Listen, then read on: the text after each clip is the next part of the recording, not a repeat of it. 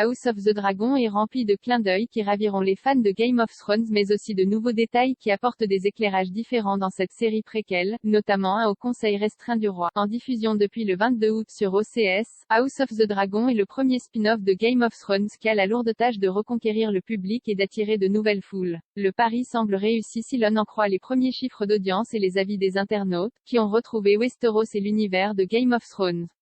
En racontant une partie de l'histoire des Targaryens, 200 ans avant Game of Thrones, les showrunners permettent aux fans de revoir les lieux mythiques de la série mère, d'apprendre à connaître des personnages mythiques et de retrouver les 7 royaumes et les différents statues et maisons que représentent les pierres du conseil restreint du roi. Comme Game of Thrones, House of the Dragon s'attache à raconter les rouages politiques de l'époque qui impliquent une famille complexe. À l'époque de House of the Dragon, c'est le roi Viserys Ier, Paddy Considine, qui règne sur les 7 royaumes. Comme les rois que l'on a pu voir dans Game of Thrones, le père de Rhaenyra Targaryen, Mily Alcock, puis Aemma Darcy, s'est entouré d'un conseil restreint pour discuter des stratégies politiques et pour décider de l'avenir du royaume. Mais le petit conseil dans House of the Dragon a un petit détail supplémentaire qui lui apporte une aura particulière.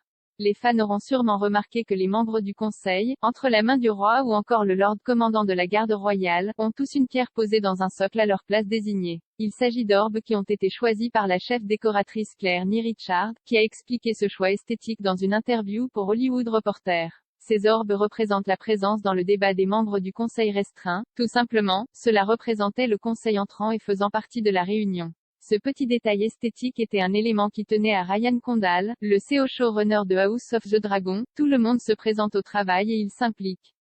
Je pensais que c'était vraiment cool. C'est une façon de visualiser la formalité établie de la salle du conseil restreint. C'est agréable, nous devrions avoir des choses que nous aimons dans ce monde.